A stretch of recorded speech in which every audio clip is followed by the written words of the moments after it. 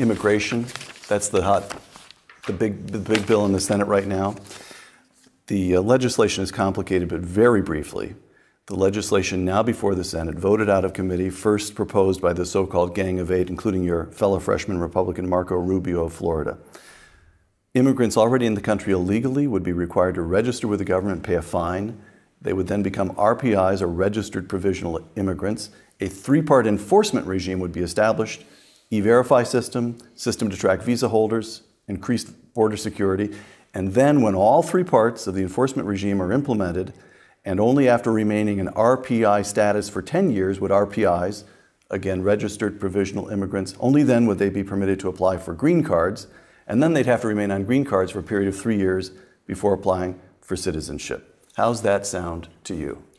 I'm for immigration reform. We've got a broken system. We have 10, 11 million people here who came in illegally, or they came in legally and now became undocumented. So we have to fix the system. If we do nothing, in another 10 or 15 years, we have another 10 million who come in illegally. So I am for documenting the undocumented, letting them pay taxes. If you want to work in our country, I'm for finding a place for you. That being said, there are still some problems with the bill. The bill does what most bills around here do. It delegates the authority to the administration to say, okay, you have to fix border security, but if you don't, someone has to write a report about you not fixing it. And then if the report doesn't work, then we'll have a commission that will issue another report. That stuff doesn't work, and that's why people are so distrustful of government. As a conservative, to support this, I have to believe that we're going to fix the problem. The big driver of illegal immigration is that we have a work visa program that's not working. And so right now, 300,000 or 400,000 people come in to pick crops every year, but only 65,000 of them use the work visa program. Mm-hmm. So most of them are coming in illegally. Unfortunately, the bill actually limits and adds new caps to ag visas. That's a mistake. It does expand some of these skilled workers, which is good, but it puts caps on the ag visas, which if that cap is below what the market dictates, you're still going to have illegal immigration. So we have an amendment. If I can get my amendment passed, I may be able to support the bill. And my amendment's called Trust but Verify. Conservatives want to believe that it's going to happen. So we write into the law some of the same border security in the bill. We just write it in the bill and say, do it. But then we say each year Congress gets to vote. And if the border's not secure and we don't think the administration is enforcing it the way it's supposed to, then the process stops. So if you have 10 million people that are going to go from undocumented to documented workers, it happens gradually over a 5 or 6 year period. And each year we vote as to whether the border is becoming more secure. I think that will convince conservatives like myself that we're serious. People are still talking about the 1986 Simpson-Mazzoli bill, and they're saying, they promised us border security, right, and then it never came. That's why conservatives are hesitant to vote for immigration reform. Right. So among conservatives then, you listen to talk radio, you read the conservative magazines, and that's exactly it. My own reading of the reaction against the immigration bill is less that conservatives across the country feel any animus toward immigrants at all. It's a deep feeling of betrayal by the federal government, which since 1986 has failed to enforce the law at the border. Right. Okay, so you said that you're in favor of documenting undocumented workers. If they're here to work, let's find a way to let them do it legally. Mark Krikorian of the Center for Immigration Studies.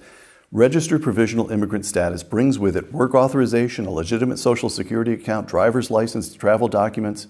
Since it transforms the illegal alien into a person lawfully admitted to the United States, registered provisional immigrant status is an amnesty. Well, I think if we get trapped into words and describing things just as either amnesty or pathway to citizenship, these are catchwords that mean different things to different people. What I would say is, and I've come to look at this maybe slightly different than I once did, the 11 million that are here, almost half of them came here legally. Right. They got a visa and they came here to pick crops at $8 an hour. But they were working hard to provide for their family at $8 an hour, and they saw a construction job that was $14 an hour.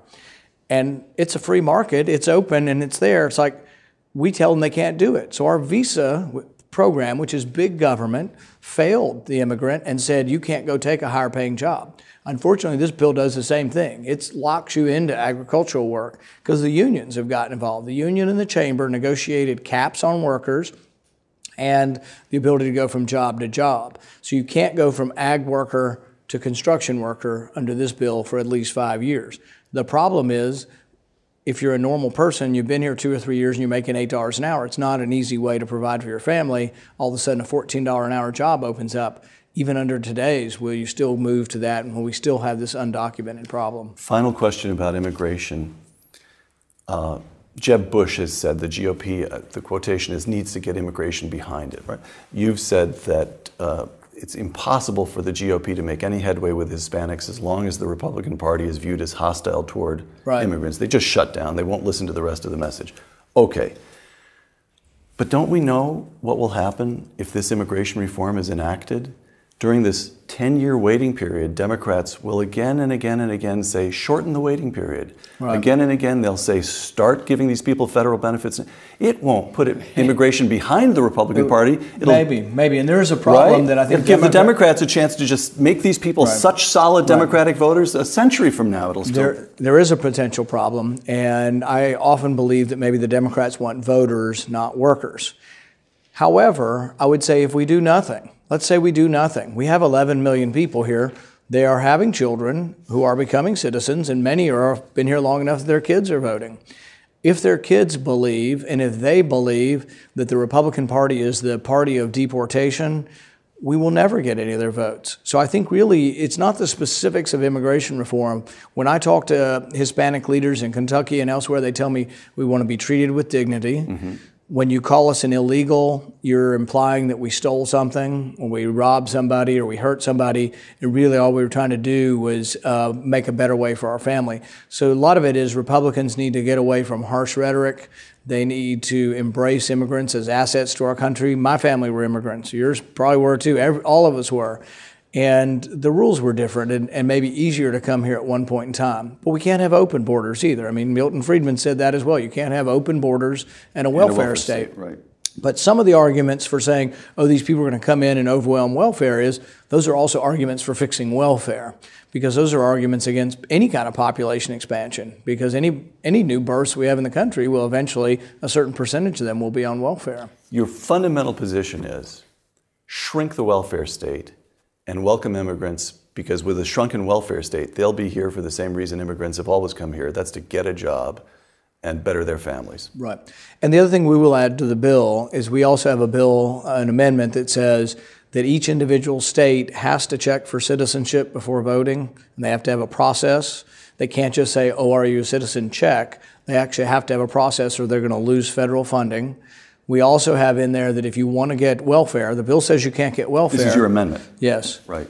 Our amendment says that if someone comes in and applies for welfare, you have to check to make sure they're here legally or a citizen, because the bill says, oh, we're not going to give welfare. The problem is that many states and cities just say, oh, we don't care, we're not going to put it on the form.